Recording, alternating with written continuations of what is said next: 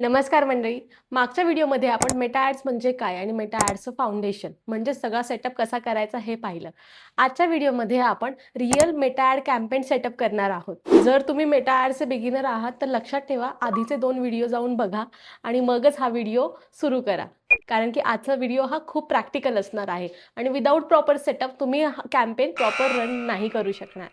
Meta ॲड्समध्ये सगळ्यात जास्त फरक पडतो तो रॉंग ऑडियन्समुळे. जर तुमचं ऑडियन्स प्रॉपरली सेटअप केलेलं नसेल, तर तुमचं बजेट पण वाया जातं. मी माझ्या 4 वर्षाच्या करिअरमध्ये असे अनेक कॅम्पेन्स क्लायंटचे पाहिले आहेत, की जेव्हा प्रॉपर क्रिएटिव्ह असतं, बजेट पण चांगलं अलॉट केलेलं असतं, पण स्टिल लीड्स येत नाही किंवा सेल होत नाही. का? तर प्रॉपरली ऑडियन्स टार्गेट केलेला नसतो. याच अपोझिट मी काही असे देखील कॅम्पेन्स पाहिले आहेत, ज्याच्यामध्ये जास्त फॅन्सी क्रिएटिव्ह नाही आहे किंवा कॅम्पेन सेटअप पण ॲव्हरेज आहे. पण ऑडियन्स रिसर्च प्रॉपर केल्यामुळे ॲड कॅम्पेनचे चांगले रिझल्ट आलेले. सो आजच्या व्हिडिओमध्ये आपण ऑडियन्स रिसर्चविषयी समजून घेणार आहोत. आजच्या व्हिडिओमध्ये मी तुम्हाला ऑडियन्स रिसर्चचे सिक्रेट सांगणार आहे, जे बरेच लोक सांगत नाही. मेटा ॲडमध्ये टार्गेटिंग करण्यापूर्वी एक फंडामेंटल क्वेश्चन विचारणं खूप गरजेचं आहे.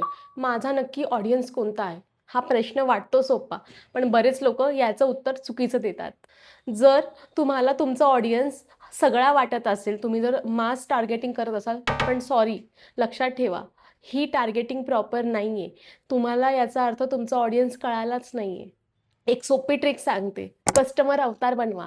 म्हणजेच एक आयडियल कस्टमर इमॅजिन करा आणि तशा प्रकारे तुमचा ऑडियन्स सेट करा. थांबा, कन्फ्यूज होऊ नका, सांगते. फॉर एक्झाम्पल, मीरा नावाची एक मुलगी आहे 32 वर्षाची, जी पुण्यामध्ये टिफिन सर्व्हिसेसचा बिझनेस करते. मीराची काय रिक्वायरमेंट असेल? मीरा इंस्टाग्राम वापरते. तिला जास्तीत जास्त तिच्या सर्व्हिसेस सेल करायच्या आहेत. तिला तिचा बिझनेस वाढवायचा आहे. त्यासाठी तिला डिजिटल मार्केटिंग करायचं आहे. जोपर्यंत ती तिचा बिझनेस ऑनलाईन सुरू करणार नाही, तोपर्यंत तिला हवे तसे आयडियल कस्टमर मिळणार नाही. मीराला practical to the point tips हव्या आहेत, ज्या तिच्या बिझनेससाठी वर्क करेल.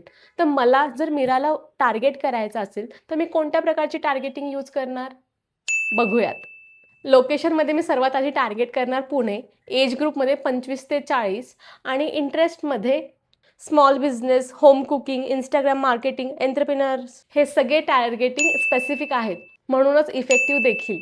आणि हे सगळे तुम्हाला मेटामध्ये अवेलेबल आहेत. हे टार्गेटिंग स्पेसिफिक आहेत, म्हणूनच परिणामकारक देखील.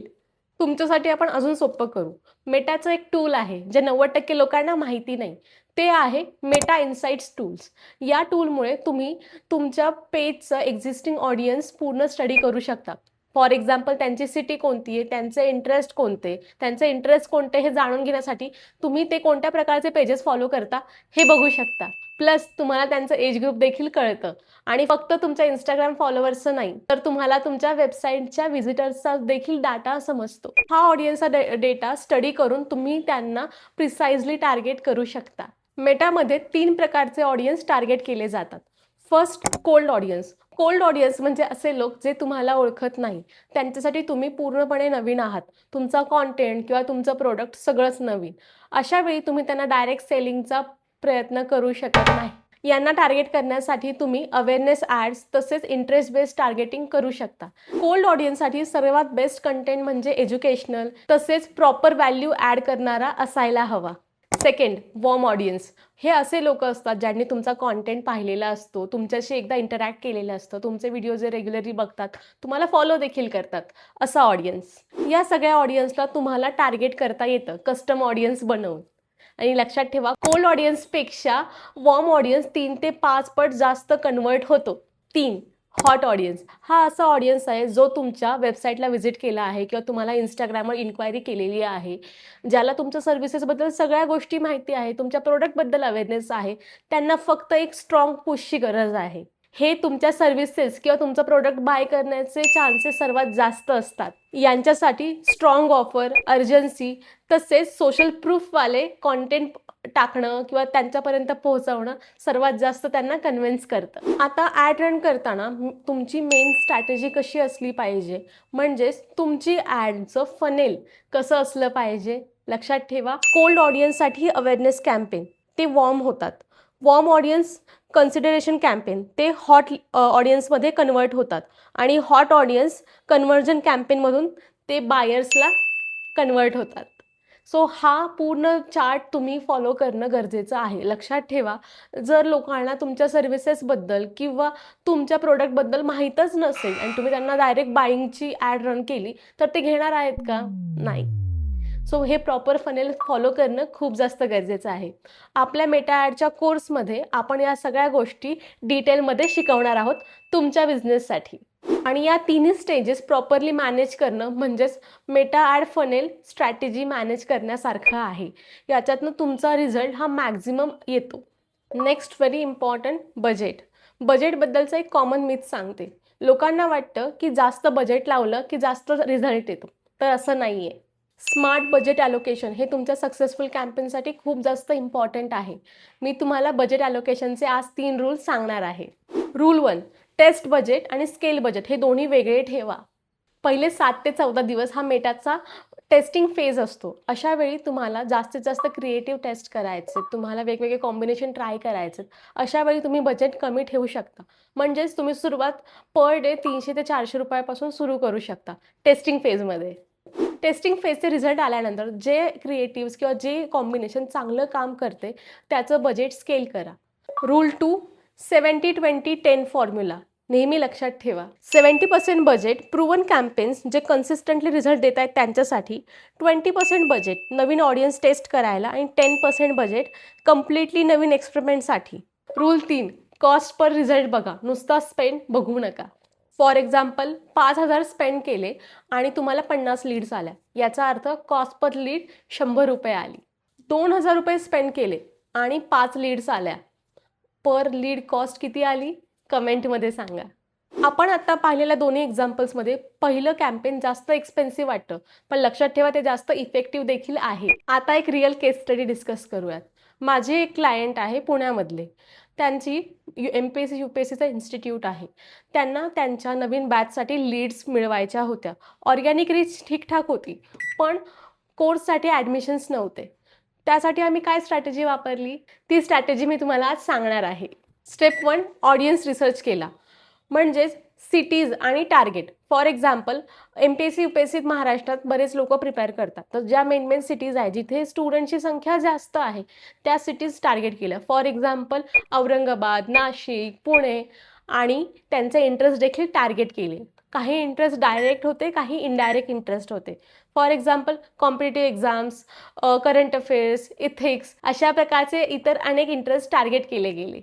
प्लस एज ग्रुप देखील 20 to 28 हा ठेवण्यात आला. Step 2, campaign structure. कॅम्पेन ऑब्जेक्टिव्हमध्ये लीड सिलेक्ट केलं गेलं.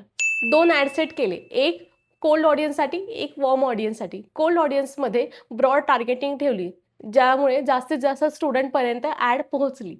सेकंड, वॉर्म ऑडियन्स, असे लोक ज्यांनी व्हिडिओज एज्युकेशनल पर्पजसाठी जे बनवले जातात ते पाहिलेले आहेत किंवा ज्यांनी आधी इन्क्वायरी केलेली आहे, अशांना टार्गेट केलं गेलं. स्टेप 3 आणि खूप जास्त इम्पॉर्टंट, स्पेशली अँड्रोमेटा अपडेट आल्यानंतर. ही अपडेट आल्यानंतर मेटाने मॅक्झिमम गोष्टी तुमच्या क्रिएटिव्हवर डिपेंड होतात हे स्वतः सांगितलं आहे. त्यामुळे तुमचं ॲड सेटअप प्रॉपर असलं आणि जर तुमचं क्रिएटिव्ह कन्व्हिन्सिंग नसेल तर सॉरी, पण तुमच्या ॲड्सला प्रॉपर रिझल्ट येणार नाही आहे. त्यामुळे लक्षात ठेवा, तुमचं क्रिएटिव्ह हे प्रॉपरली बनवलेलं असायला हवं. फॉर एक्झाम्पल कोल्ड ऑडियन्ससाठी आम्ही व्हिडिओ ॲड रन केली, ज्यामध्ये MPSC UPSC पास होण्यासाठी या 3 गोष्टी करणं गरजेचं आहे. अशा प्रकारचा सिनियर फॅकल्टीकडून व्हिडिओ बनवून घेण्यात आला आणि त्याची ॲड रन केली. वॉर्म ऑडियन्ससाठी व्हिडिओ ॲड रन करण्यात आली, ज्याच्यामध्ये एक स्टुडंट्स, टॉपर्स आपले एक्सपिरियन्सेस शेअर करत होते. तसेच काही ग्राफिकच्या पोस्ट बनवण्यात आल्या, ज्याच्यामध्ये अर्जन्सी टार्गेट केली गेली, फक्त 20 सीट्स शिल्लक, अशा प्रकारचे. Next important, budget. कोल्ड ऑडियन्ससाठी पर डे 300 आणि 400 रुपये सुरुवात करण्यात आली आणि वॉर्म ऑडियन्ससाठी 700 ते 800 रुपयापासून सुरुवात करण्यात आली. इथे एक लक्षात घेण्याची गोष्ट ही आहे, त्यांची तिकीट साईज ही 70,000 ते 1,00,000 याच्यामध्ये होती. त्यामुळे ते हायर साईडला बजेट ठेवणं गरजेचं होतं. तुमच्यासाठी काय ॲक्शन प्लॅन असणं गरजेचं आहे ते बघूयात आपण. बिझनेस ओनर असाल तर आजच तुमच्या कस्टमर अवतारवर विचार करा. तुमचे कस्टमर कोण आहे, तुमचा ऑडियन्स कसा तुम्ही इमॅजिन करता याचा प्रॉपर विचार करा. म्हणजेच एक स्पेसिफिक ऑडियन्स डोळ्यासमोर आणून त्याचं एज ग्रुप, त्याचे इंटरेस्ट, त्याच्या सिटीज या सगळ्याचा विचार करा. कारण हीच तुमची टार्गेटिंग असेल. जर तुम्ही स्टुडंट किंवा फ्रीलान्सर असाल तर लक्षात ठेवा, फक्त मेटा ॲड कॅम्पेनचा सेटअप करणं म्हणजे मेटा ॲड रन करणं नाही. तुम्हाला प्रॉपर फनेल समजून घेणं खूप जास्त गरजेचं आहे. Cold audience, warm audience, hot audience हे सगळं क्लायंटला तुम्हाला समजावता आलं पाहिजे. जेव्हा तुम्हाला या सगळ्याचा डिफरन्स कळेल, याच्यामध्ये नक्की कधी कोणत्या गोष्टी वापरायच्या आहेत हे समजेल, तेव्हा तुम्ही मेटा ॲड परिपूर्णपणे तुमच्या क्लायंटसाठी रन करू शकाल. आणि लक्षात ठेवा, क्लायंटला तुम्ही जेव्हा ही स्ट्रॅटेजी एक्सप्लेन करता, तेव्हा क्लायंट कन्व्हिन्स होण्याचे चान्सेस देखील वाढतात. फ्रीलान्सर्स लक्षात ठेवा, जेव्हा तुम्ही ही प्रॉपर प्रूव्हन स्ट्रॅटेजी देता, तेव्हा तुम्ही ॲज अ एक्सपर्ट म्हणून स्वतःला इस्टॅब्लिश करता क्लायंटसमोर. अशा वेळी क्लायंटसाठी तुम्ही हायर पॅकेजेस देखील ऑफर करू शकता. चला तर आजच्या व्हिडिओचा आपण पटकन रिकॅप बघूयात. 1. कस्टम अवतार कसा बनवायचा, म्हणजेच तुमचं ऑडियन्स इमॅजिन करून त्याचे टार्गेटिंग कसे सेटअप करायचे. 2. वॉर्म ऑडियन्स, कोल्ड ऑडियन्स आणि हॉट ऑडियन्स याच्यामध्ये काय डिफरन्स आहे आणि प्रत्येकाला टार्गेट करण्यासाठी कोणत्या गोष्टी वापरायच्या. 3. आणि सगळ्यात इम्पॉर्टंट, फुल मेटा फनेल स्ट्रॅटेजी कशी एक्झिक्यूट करायची, त्याच्यामध्ये डिफरन्सिएशन कसं करायचं. 4. स्मार्ट बजेट ॲलोकेशन म्हणजेच आपला 70-20-10चा रूल. 5. रिअल कोचिंग इन्स्टिट्यूटचं एक्झाम्पल घेऊन आपण या सगळ्या गोष्टी समजावून घेतल्या. पुढच्या व्हिडिओमध्ये आपण शिकणार आहोत ॲड क्रिएटिव्ह आणि कॉपी रायटिंग. कोणती ॲड चालते आणि ती का चालते, हा मॉड्यूलचा सगळ्यात एक्साइटिंग पार्ट असणार आहे. अजून चॅनल सबस्क्राईब केलं नसेल तर लवकर चॅनल सबस्क्राईब करा. व्हिडिओ कसा वाटला कमेंटमध्ये सांगा आणि आपले व्हिडिओज जास्तीत जास्त लोकांपर्यंत पोहोचवा. जर तुम्हाला मेटा ॲड्स किंवा गुगल ॲड्स, ऑर्गॅनिक मार्केटिंग हे डिटेलमध्ये शिकायचं असेल तर आपला कोर्स लॉन्च झालेला आहे. कोर्सची सगळी इन्फॉर्मेशन वेबसाईटवर देत आहे. वेबसाईटची लिंक खाली डिस्क्रिप्शनमध्ये देत आहे. जाऊन तुम्ही कोर्सेस बघू शकता. कोर्सेसविषयीचे सगळे डाऊट्स तुमचे वेबसाईटवर ॲड्रेस केले गेलेले आहेत. थँक्यू. भेटूया पुढच्या व्हिडिओमध्ये.